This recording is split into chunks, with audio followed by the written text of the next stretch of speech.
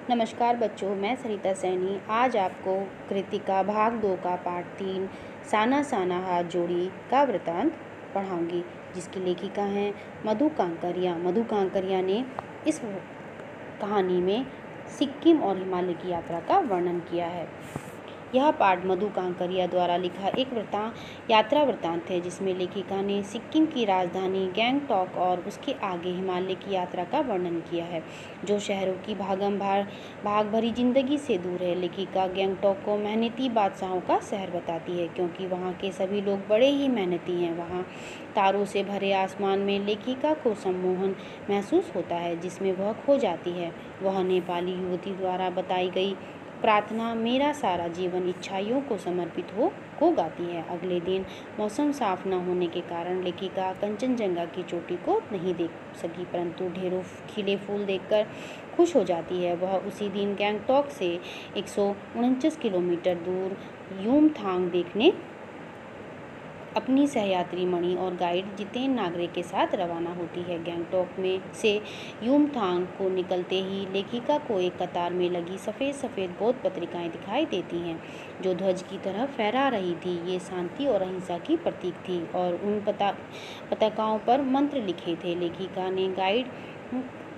लेखिका के गाइड ने उन्हें बताया कि जब किसी बौद्ध मतवावलंबी की मृत्यु होती है तो उसकी आत्मा की शांति के लिए शहर से दूर किसी भी पवित्र स्थान पर 108 श्वेत पत्रिकाएं फहरा दी जाती हैं। उन्हें उतारा नहीं जाता, ये खुद नष्ट हो जाती हैं। कई बार नए शुभ कार्य की शुरुआत में भी रंगीन पताकाएं फहरा दी जाती हैं। जितेन ने बताया कि कवि लॉन्ग स्टॉन्ग नामक स्थान पर गाइड फिल्म की शूटिंग हुई थी। आगे चलकर मधु जी को एक कुटिया के भीतर घूमता हुआ चक्र दिखाई दिया, जिसे धर्म चक्र या प्रेयर व्हील कहा जाता है। नागरे ने बताया कि इसे घुमाने से सारे पाप धुल जाते हैं। जैसे जैसे वे लोग ऊंचाई की ओर बढ़ने लगे, वैसे वैसे बाजार, लोग और बस्तियां आंखों से ओझल होने लगी। घाटियों में देखने पर सब कुछ धुंधला दिखाई दे रहा था। उन्हें हिमालय पर पल पल परिवर्तित होते महसूस होता है। वह विशाल लगने लगता है। 7 सिस्टर्स वाटरफॉल पर जीप रुकती है। सभी लोग वहाँ की सुंदरता को कैमरे में कैद करने लग जाते हैं। झरने का पानी में लेखिका को ऐसा लग रहा था जैसे वह अपने अंदर की सारी बुराइयां, दुष्टता को बाहर ले जा रहा हो। रास्ते में प्राकृतिक दृश्य पल पल अपना रंग बदल रहे थे, जैसे कोई जादू की छड़ी घुमाकर सब कुछ बदल रहा था। थोड़ी देर के लिए जीप थिंग ग्रीन लिखे शब्दों के पास रुकी। वहाँ सभी कुछ एक साथ सामने था। लगातार बहते झरने थे, नीचे पूरे वेग से बह रही थी। तिस्ता नदी थी, सामने धुंध थी, ऊपर आसमान में बादल थे और धीरे धीरे हवा चल रही थी, जो आसपास के वातावरण में खिले फूलों की हंसी चारों ओर बिखेर रही थी। कुछ औरतों की पीठ पर बंधी टोकरियों में बच्चे थे। इतने सुंदर वातावरण में भूख, गरीब और मौत के निर्मम दृश्य ने लेखिका को सहमा दिया। एक कर्मचारी ने बताया कि ये पहाड़ी रास्तों को चौड़ा बना रही हैं। कई बार काम करते समय किसी न किसी व्यक्ति की मौत हो जाती है, क्योंकि जब पहाड़ों को डायनामाइट से उड़ाया जाता है तो उनके टुकड़े इधर उधर गिरते हैं। यदि उस समय सावधानी न बरती जाए तो जानलेवा हादसा घट जाता है। लेखिका को लगता है कि सभी जगह आम जीवन की कहानी एक सी है। आगे चलने पर रास्ते में बहुत सारे पहाड़ी स्कूली बच्चे मिलते हैं। जितेन बताता है कि ये बच्चे 3-3.5 किलोमीटर की पहाड़ी चढ़ाई चढ़कर स्कूल जाते हैं। ये बच्चे स्कूल से लौटकर अपनी माँ के साथ काम करते हैं। यहाँ का जीवन बहुत कठोर है। जैसे जैसे ऊंचाई बढ़ती जा रही थी, वैसे वैसे खतरे भी बढ़ते जा रहे थे।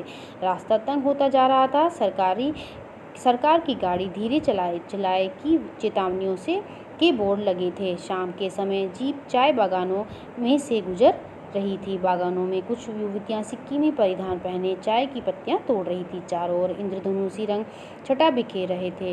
युमथांग पहुंचने से पहले वे लोग चाय की पत्तियां तोड़ युमथांग पहुंचने से पहले वे लोग लायुग रुके। लायुग में लकड़ी से बने छोटे छोटे घर थे। लेखिका सफ़र की थकान उतारने के लिए सिस्ता नदी के किनारे फैले पत्थरों पर बैठ गई। रात होने पर जितेन के साथ अन्य साथियों ने नाच गाना शुरू कर दिया। लेखिका की सहयात्री मणि ने बहुत सुंदर नृत्य किया। लायुग ने में अधिकतर लोगों को जीविका का साधन पहाड़ी आलू, धान की खेती और शराब था। लेखिका को वहाँ बर्फ़ देखने की इच्छा थी, परंतु वहाँ बर्फ़ कहीं भी नहीं थी। एक स्थानीय के अनुसार प्रदूषण के कारण यहाँ स्नोफॉल कम हो गया है। कटाव में बर्फ़ देखने को मिल सकती है। कटाव को भारत का स्विट्ज़रलैंड कहा जाता है। मणि, जिसने स्विट्ज़रलैंड घूमा था, ने कहा कि यह स्विट्ज़रलैंड से भी सुंदर है। कटाव को अभी तक टूरिस्ट स्पॉट नहीं बनाया गया था, इसीलिए यह अब तक अपने प्राकृतिक स्वरूप में था। लायुध से कटाव का सफ़र 2 घंटे का था। कटाव का रास्ता खतरनाक था। जितेन अंदाज से गाड़ी चला रहा था। चारों ओर बर्फ़ से भरे पहाड़ थे। कटाव पहुंचने पर हल्की हल्की बर्फ़ पड़ने लगी थी। सभी सहयात्री वहाँ के वातावरण में फ़ोटो खिंचवा रहे थे। लेखिका वहाँ के वातावरण को अपनी सांसों में समा लेना चाहती थी। उसे लग रहा था कि यहाँ के वातावरण ने ही ऋषि मुनियों को वेदों की रचना करने की प्रेरणा दी होगी। ऐसे असीम सौंदर्य को यदि कोई अपराधी भी देख ले तो वह भी आध्यात्मिक हो जाएगा। मणि के मन में भी दार्शनिकता उभरने लगी थी। वे कहती हैं कि प्रकृति अपने ढंग से सदियों में हमारे लिए पानी इकट्ठा करती है और गर्मियों में ये बर्फ शिलाएं पिघलकर जलधारा बनकर हम लोगों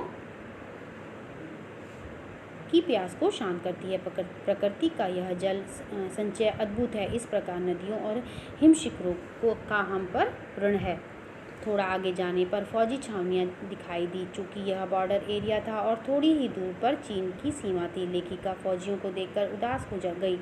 बैसाख के महीने में भी वहाँ बहुत ठंड थी। वे लोग पोष और माघ की ठंड में किस तरह रहते होंगे। वहाँ जाने का रास्ता भी बहुत खतरनाक था। कटाव से युमथांग की ओर जाते हुए प्रियुता और रोडोडेंड्रों ने फूलों की घाटी को भी देखा।